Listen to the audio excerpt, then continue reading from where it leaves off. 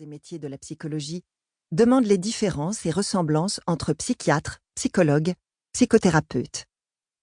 Tous ces psys que l'on met parfois dans le même sac sans distinction. Et pourtant, connaître les spécificités de chaque profession est essentiel afin d'identifier les savoir-faire et les savoir-être de chacun, et pouvoir ainsi accompagner de la manière la plus adaptée possible la demande des patients, et pouvoir choisir de manière éclairée la personne à laquelle on s'adresse.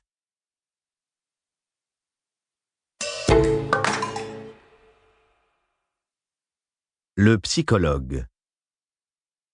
C'est un spécialiste de la vie psychique dans ses multiples facettes. Il est un expert du comportement, des émotions et de la santé mentale. Le psychologue s'intéresse à la souffrance psychique sous ses diverses formes. Au cours de son cursus, Master 2 de psychologie universitaire ou diplôme de l'école de psychologue praticien, le psychologue reçoit une solide formation théorique centrée sur l'étude du comportement humain, sur la psychopathologie, ainsi que sur les techniques visant à aider le patient à résoudre ses difficultés psychiques. Le psychologue connaît les techniques d'entretien et est également formé aux tests et au bilan psychologique. Ces derniers lui permettent d'évaluer les capacités intellectuelles d'un sujet, de mettre en lumière la manière dont il utilise son intelligence et ses ressources, mais aussi d'identifier les différents aspects de sa personnalité. Le psychologue peut donc évaluer le fonctionnement mental et psychique du sujet, mais également intervenir et traiter afin de favoriser la santé psychique et mentale du patient. Au cours de sa formation, le psychologue suit des stages supervisés qui lui permettent de se forger une expérience avant d'être seul sur le terrain.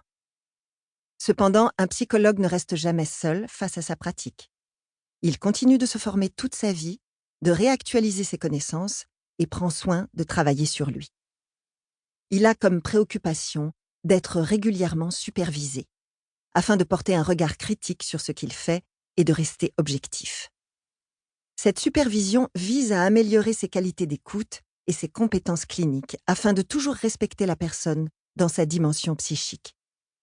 En France, il n'existe pas d'ordre des psychologues, mais les psychologues respectent et appliquent un code de déontologie et doivent être inscrits sur le répertoire ADELI, régi par le ministère de la Santé.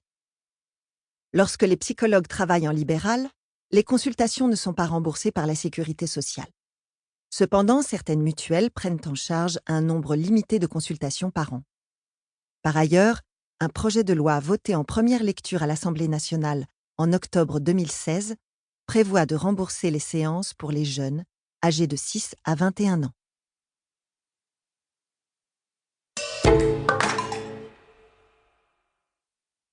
Le psychiatre. Le psychiatre est un médecin, études de médecine et spécialisation en psychiatrie, qui s'intéresse également à la souffrance psychique et aux maladies psychiques. Lui seul peut poser un diagnostic et surtout prescrire des médicaments. Ces consultations sont remboursées par la sécurité sociale. Toutefois, en libéral, des dépassements d'honoraires peuvent être pratiqués. Le psychologue et le psychiatre partagent certains savoirs communs, comme la psychopathologie.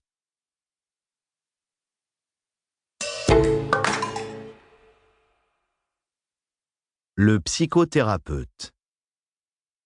Il vise à favoriser le changement chez le patient lorsque ce dernier ressent une souffrance morale qui l'entrave dans sa vie quotidienne et qui a un impact au niveau cognitif, émotionnel et comportemental. Ce thérapeute de l'esprit recherche le changement d'attitude du patient, une évolution et une amélioration des comportements, ainsi qu'un soulagement de la souffrance. Le titre de psychothérapeute est aujourd'hui protégé. Loi Accoyer de 2004 dont le décret est entré en vigueur en 2010, comme celui de psychologue ou de psychiatre. Ainsi, les psychologues et les psychiatres, grâce à leur formation et à leur stage, ont le titre de psychothérapeute et peuvent pratiquer des psychothérapies. Le titre est également ouvert aux psychanalystes.